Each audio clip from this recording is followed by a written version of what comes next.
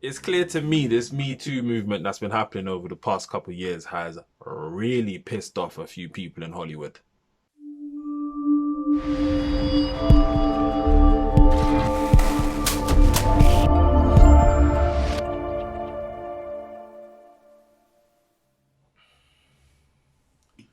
What's happening, people? Welcome to another episode of Filmy Thoughts. Before we get started, please go ahead and click that subscribe button. That would be greatly appreciated.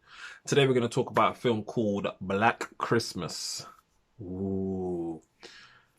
Yeah, it wasn't that great. It wasn't that great. I'm just going to start off by giving it a score of 0.5 out of 5. It was a poor film. And I'm about to tell you why. First, I'm going to tell you what it's about.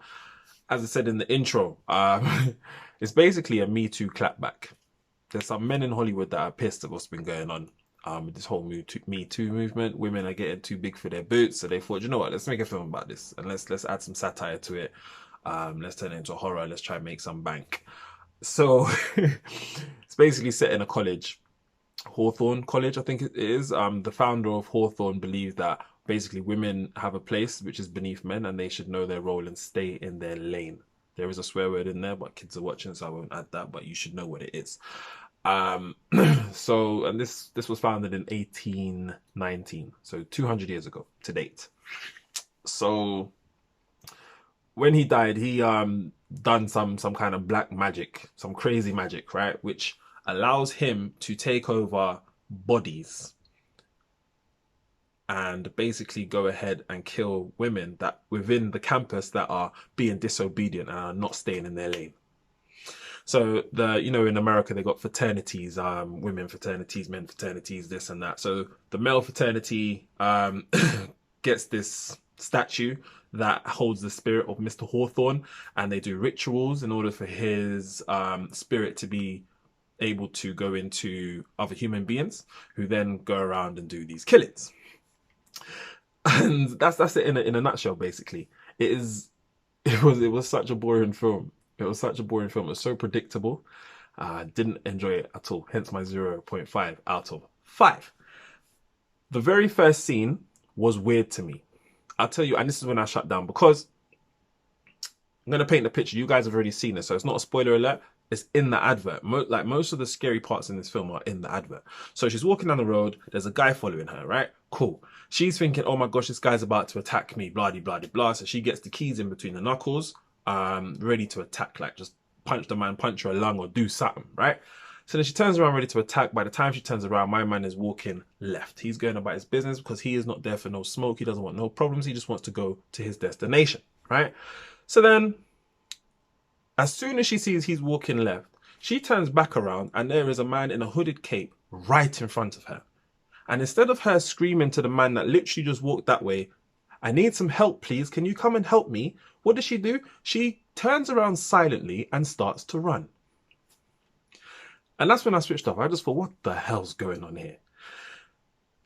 It was funny, though, because there was a man behind me by himself, oldish man in his 50s, I'd say, who screamed, like he screamed, which made me jump. It made me jump. I'm proud to say it. It made me jump. It wasn't a scary scene. She turned around, the man in the hooded cape is there. He was like, right? I thought he was having a heart attack, so I was getting a bit worried, right? It was funny because I've never heard anyone in the cinema scream like that before or act that way. And the last person I expected to act that way was a grown man. It was a joke. And then on top of that, about an hour and a half into the film, these two old ladies come into the film. They are walking up 6 stairs right behind me, right? And they are breathing so hard. They are out of breath. You would think they just ran a marathon from walking up 6 stairs. And then they're making all the noise in the world. Oh, let's just sit here. Let's just sit here. I mean, no one's going to sit here. Come on, let's just take these seats. The film is on and you're making up noise. What's that about? I just looked at them and then I remembered I live in the sticks now. There's no black people up here. So I need to behave myself because I was ready to cuss something, right? I thought, okay, cool. So I just gave them a look, but I don't think they saw it because in the dark. And then I just looked ahead and then they kept talking. They're still talking. Oh, it looks like the film's on. The film started. We're late. We're late. Oh my gosh, I can't believe we're late, Gene. And all this crap, right? So then the next man decided to pipe up, thank you, whoever you are. And we're just like, yo, You don't need to be quiet. The film's on. Right? And they said, yes, we know that, and that's why we're leaving. But I was thinking, this woman's obnoxious. She's obnoxious. She has no manners and no respect. I didn't like that at all. I didn't like that at all. But yeah, that is the film in a nutshell. I wouldn't recommend watching it. Genuinely, it's a waste of time. It is a Me Too clapback that I think has failed on epic proportions. The film goes from, right, being a horror film, right? Then it moves over to being a demonic film with spirits and stuff. And then it moves over to the Me Too clapback, right? And then from the Me Too clapback, it then moves over to a superhero Avengers type film. It was crazy. The last scene was crazy. I mean, all these girls band together and they're fighting. They are fighting with these possessed humans.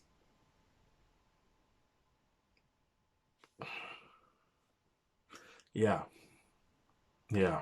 And I'm not joking. I'm genuinely not joking. That's what happened. That's the last scene.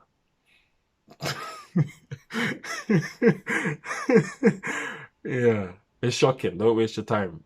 And that's it from me. That's it from me. So whenever you're watching this, whether it's the morning, the evening, the night, the daytime, or the afternoon, I hope you are fine and blessed.